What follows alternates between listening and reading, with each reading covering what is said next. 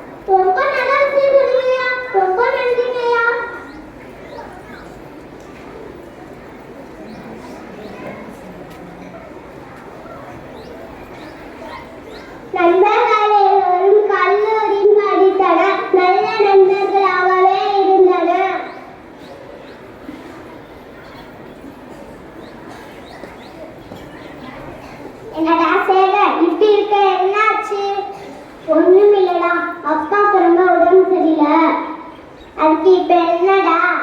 அதான்டா படிப்பை விட்டுலான்னு இருக்கேன்.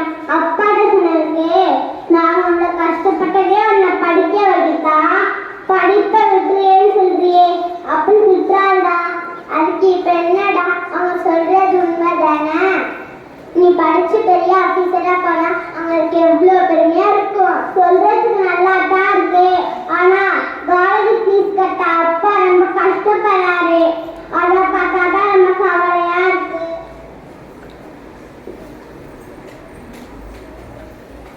சேகர் பெரிய ஆபீசராக மாறிவிட்டார். சேகர் தன் அப்பாவின் கடையார் வீட்டில் வேலை செய்கிறார். அப்பொழுது சந்துருவை பார்க்க ஒருவர் வருகின்றார்.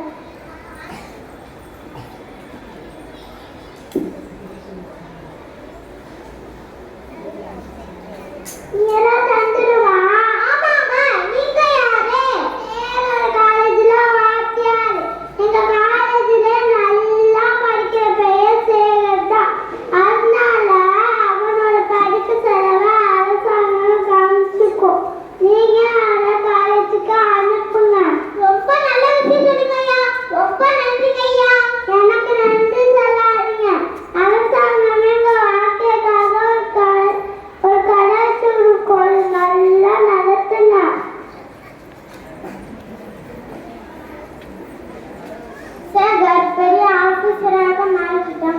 அப்பாவும் மகனும் பணியார் வீட்டுக்கு சென்றார்கள்.